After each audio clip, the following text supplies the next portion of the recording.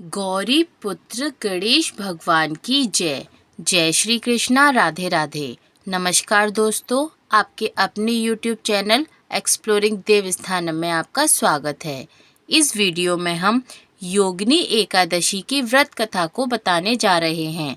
अगर आपको हमारी वीडियो पसंद आए तो इसी तरह आगे व्रत कथाओं को जानने के लिए हमारे चैनल को लाइक एवं सब्सक्राइब अवश्य करें। तो आइए अब वीडियो शुरू करते हैं।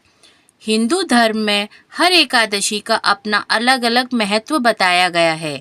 इन्हीं अलग अलग विशेषताओं के कारण इनके नाम भी भिन्न भिन्न रखे गए हैं। प्रत्येक वर्ष में 24 एकादशियां होती हैं। मल मास की एकादशी को मिलाकर इनकी संख्या 26 हो जाती है। इन्हीं एकादशियों में से एक एकादशी आषाढ़ मास के कृष्ण पक्ष की एकादशी, जिसे योगिनी एकादशी कहते हैं। योगिनी एकादशी उपवास रखने से समस्त पापों का नाश होता है तथा इस लोक में भोग और परलोक में मुक्ति मिलती है। तो आइए शुरू करते हैं योगिनी एकादशी की व्रत कथा। महाभारत काल की बात है कि एक बार धर्मराज युधिष्ठिर ने भगवान श्री कृष्ण से कहा, हे त्रिलोकीनाथ, मैंने ज्येष्ठ माह के शुक्ल पक्ष की निर्जला एकादशी की कथा सुनी। अब आप कृपा करके आषाढ़ माह के कृष्ण पक्ष की एकादशी की कथा सुनाइए। इस एकादशी का नाम तथा महात्म्य क्या है, सो अब मुझे विस्तार पूर्वक बताइए। श्री कृष्ण ने कहा, हे पांडुपुत्र, आषाढ़ माह के कृष्ण पक्ष की एकादशी का नाम योगिनी एकादशी है। इसके व्रत से सभी पाप नष्ट हो जाते हैं। यह व्रत इस लोक में भोग तथा परलोक में मुक्ति देने वाला है। हे धर्मराज, यह एकादशी तीनों लोकों में प्रसिद्ध है। इसके व्रत से सभी पाप नष्ट हो जाते हैं। तुम्हें मैं पुराण में कही हुई कथा सुनाता हूँ, ध्यान पूर्वक श्रवण करो। कुबेर नाम का एक राजा अलकापुरी नाम की नगरी में राज्य करता था। उनका हेममाली नामक एक सेवक था जो पूजा के लिए फूल लाया करता था। हेममाली की विशालाक्षी नाम की अति सुंदर स्त्री थी। एक दिन वह मानसरोवर से पुष्प लेकर आया, किंतु कामासक्त होने के कारण पुष्पों को रखकर अपने स्त्री के साथ रमण करने लग गया। इस भोग विलास में दोपहर हो गई। हेममाली की राह देखते देखते जब राजा कुबेर को दोपहर हो गई तो उसने क्रोधपूर्वक अपने सेवकों को आज्ञा दी कि तुम लोग जाकर पता लगाओ कि हेममाली अभी तक पुष्प लेकर क्यों नहीं आया। जब सेवकों ने उसका पता लगाया और राजा के पास जाकर बताया कि हे राजन, वह हेममाली अपनी स्त्री के साथ रमण कर रहा है। यह बात सुनकर राजा कुबेर ने हेममाली को बुलाने की आज्ञा दी। डर से कांपता हुआ हेममाली राजा के सामने उपस्थित हुआ। उसे देखकर कुबेर को अत्यंत क्रोध आया और उसके होंठ फड़फड़ाने लगे। राजा ने कहा, अरे अधम, तूने मेरे परम पूज्य देवों के भी देव भगवान शिव जी का अपमान किया है। मैं तुझे श्राप देता हूँ कि तू स्त्री के वियोग में तड़पे और मृत्यु लोक में जाकर कोढ़ी का जीवन व्यतीत करे। कुबेर के श्राप से वह तत्क्षण स्वर्ग से पृथ्वी पर आ गिरा और कोढ़ी हो गया। उसकी स्त्री भी उससे बिछड़ गई। मृत्यु लोक में आकर उसने अनेक भयंकर कष्ट भोगे, किंतु शिव की कृपा से उसकी बुद्धि मलिन न हुई और उसे पूर्व जन्म की भी सुध रही। अनेक कष्टों को भोगता हुआ तथा अपने पूर्व जन्म के कुकर्मों को याद करता हुआ वह हिमालय पर्वत की तरफ चल पड़ा। चलते चलते वह मार्कंडेय जी ऋषि के आश्रम में पहुंचा। वह ऋषि अत्यंत वृद्ध तपस्वी थे। वह दूसरे ब्रह्मा के समान प्रतीत हो रहे थे और उनका वह आश्रम ब्रह्मा की सभा के समान शोभा दे रहा था। ऋषि को देखकर हेममाली वहां गया, उन्हें प्रणाम करके उनके चरणों में गिर पड़ा। हेममाली को देखकर मार्कंडेय ऋषि ने कहा, तूने कौन से निकृष्ट कर्म किए हैं जिससे तू कोढ़ी हुआ और भयानक कष्ट भोग रहा है। महर्षि की बात सुनकर हेममाली बोला, हे मुनिश्रेष्ठ, मैं राजा कुबेर का अनुचर था। मेरा नाम हेममाली है। मैं प्रतिदिन मानसरोवर से फूल लाकर शिव पूजा के समय कुबेर को दिया करता था। एक दिन पत्नी सहवास के सुख में फंस जाने के कारण मुझे समय का ज्ञान ही नहीं रहा और दोपहर तक पुष्प न पहुंचा सका। तब उन्होंने मुझे श्राप दिया कि तू अपनी स्त्री का वियोग और मृत्यु लोक में जाकर कोढ़ी बनकर दुख भोगेगा।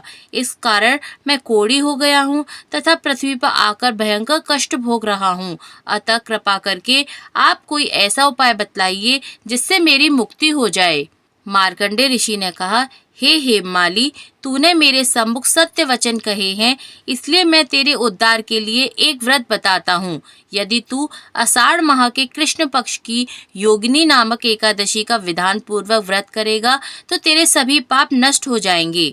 महर्षि के वचन सुनकर हेममाली अति प्रसन्न हुआ और उसके वचनों के अनुसार योगिनी एकादशी का विधान पूर्वक व्रत करने लगा। इस व्रत के प्रभाव से अपने पुराने स्वरूप में आ गया और अपनी स्त्री के साथ सुख भोग कर रहने लगा। भगवान श्री कृष्ण ने कहा, हे राजन, इस योगिनी एकादशी की कथा का फल 88,000 ब्राह्मणों को भोजन कराने के बराबर है। इसके व्रत से सभी पाप नष्ट हो जाते हैं और अंत में मोक्ष प्राप्त करके प्राणी स्वर्ग का अधिकारी बन जाता है। तभी से ऐसी मान्यता है कि जो व्यक्ति योगिनी एकादशी का व्रत श्रद्धा से करता है वह सांसारिक बंधनों से मुक्त होकर श्री हरि की कृपा प्राप्त करता है।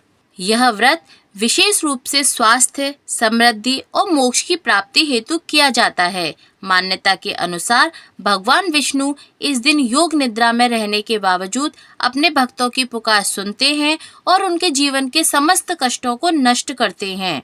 योगिनी एकादशी के दिन पीपल के वृक्ष का पूजन कर उसके नीचे दीप जलाना अत्यंत पुण्यदायी माना जाता है। इसके साथ ही तुलसी माता की सेवा करने से भगवान विष्णु विशेष प्रसन्न होते हैं। योगिनी एकादशी के दिन इस कथा के साथ माता तुलसी की कथा का पाठ भी अवश्य करना चाहिए। तो आइए शुरू करते हैं माता तुलसी की कथा। धार्मिक ग्रंथों के अनुसार भगवान विष्णु को तुलसी दल प्रिय है, इसलिए उनकी पूजा में तुलसी न हो तो वह पूजा या भोग स्वीकार नहीं करते। इसलिए भगवान विष्णु के व्रत में तुलसी का प्रयोग बहुत ज़रूरी है। साथ ही एकादशी व्रत के पारण के लिए भी तुलसी पत्र को मुंह में डालकर करना चाहिए। इससे अखंड सौभाग्य, आरोग्य और संतान सुख की प्राप्ति होती है। तुलसी से जुड़ी एक कथा बहुत प्रचलित है। श्रीमद् देवी भागवत पुराण में इनके अवतरण की दिव्य लीला कथा भी बताई गई है। एक बार शिव ने अपने तेज को समुद्र में फेंक दिया था। उससे एक महातेजस्वी बालक ने जन्म लिया। यह बालक आगे चलकर जालंधर के नाम से पराक्रमी दैत्य राजा बना। इसकी राजधानी का नाम जालंधर नगरी था। दैत्यराज कालनेमी की कन्या वृंदा का विवाह जालंधर से हुआ। जालंधर महाराक्षस था। अपनी सत्ता के मद में चूर उसने माता लक्ष्मी को पाने की कामना से युद्ध किया, परंतु समुद्र से ही उत्पन्न होने के कारण माता लक्ष्मी ने उसे अपने भाई के रूप में स्वीकार कर लिया। वहां से पराजित होकर वह देवी पार्वती को पाने की लालसा में कैलाश पर्वत पर गया।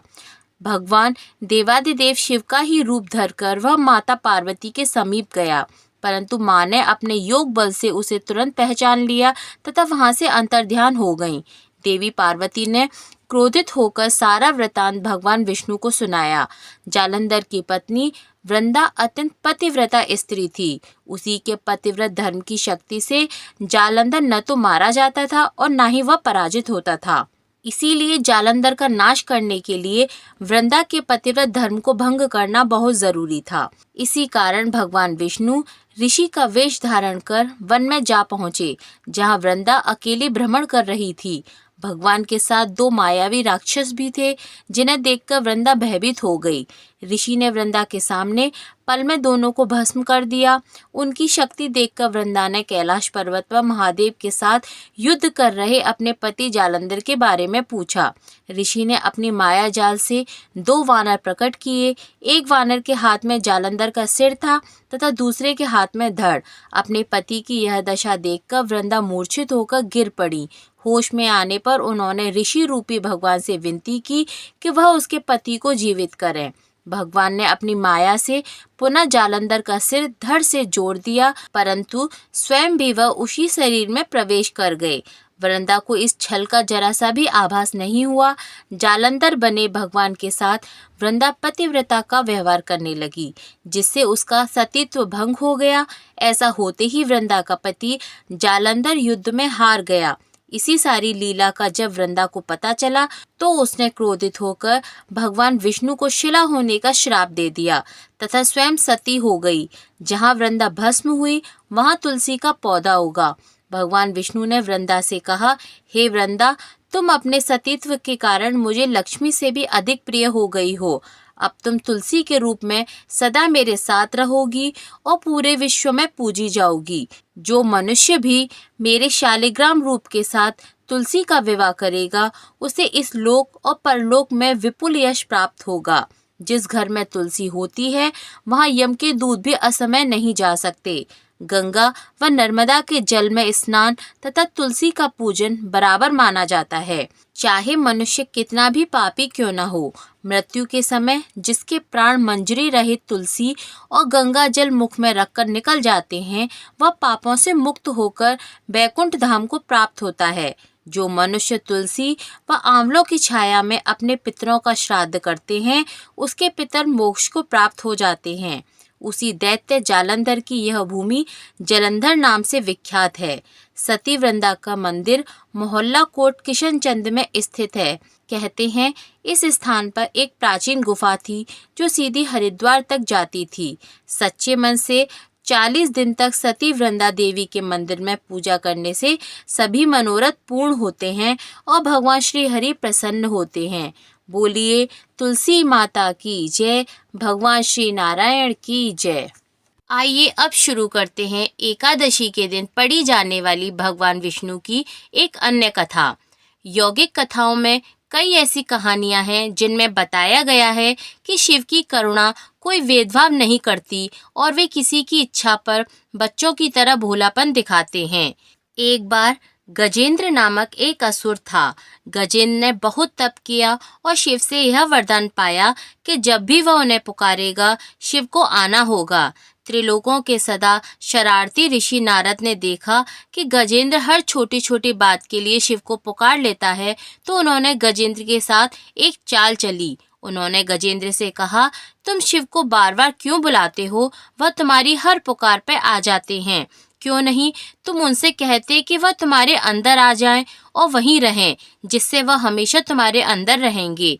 गजेंद्र को यह बात अच्छी लगी और फिर उसने शिव की पूजा की। जब शिव उनके सामने प्रकट हुए तो वह बोला, आपको मेरे अंदर रहना होगा, आप कहीं मत जाइए। शिव अपने भोलेपन में एक लिंग के रूप में गजेंद्र में प्रवेश कर गए और वहीं रहने लगे। फिर जैसे जैसे समय बीता, पूरा ब्रह्मांड शिव की कमी को महसूस कर रहा था।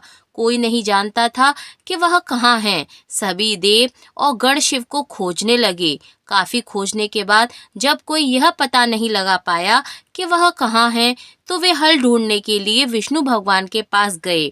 विष्णु भगवान ने यह स्थिति देखी और कहा, वह गजेंद्र के अंदर हैं। फिर देवों ने उनसे पूछा कि वे शिव को गजेंद्र के अंदर से कैसे निकाल सकते हैं, क्योंकि गजेंद्र शिव को अपने अंदर रखकर अमर हो गया था। हमेशा की तरह विष्णु भगवान सही चाल लेकर आए। देवगण शिव भक्तों का रूप धरकर गजेंद्र के राज्य में गए और बहुत भक्ति के साथ शिव की स्तुति गान करने लगे। शिव का महान भक्त होने के कारण गजेंद्र ने इन लोगों को अपने दरबार में आकर गाने और नाचने का न्योता दिया।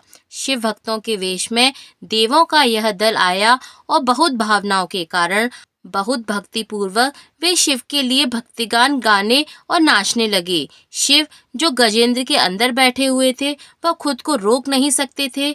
उन्हें जवाब देना ही था, तो वह गजेंद्र के टुकड़े करके उनसे बाहर निकल गए। विष्णु भगवान की यह लीला देखकर सभी देवगण और उस सभा में उपस्थित सभी लोग उनका गुणगान करने लगे। बोलिए लक्ष्मीपति भगवान श्री नारायण की जय, माँ लक्ष्मी जी की जय, भोलेनाथ की जय।